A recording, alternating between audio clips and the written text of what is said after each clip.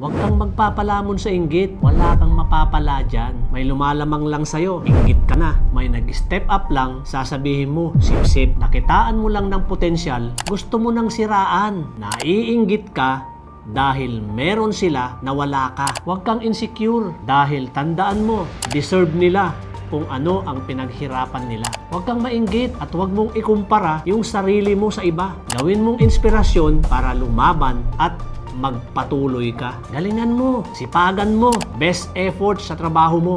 Huwag kang papayag na mas magaling ka pa kaysa dati. Masusuklian din yan. Laban lang. Mag-focus ka sa sarili mo at sa goal mo. Real talk lang.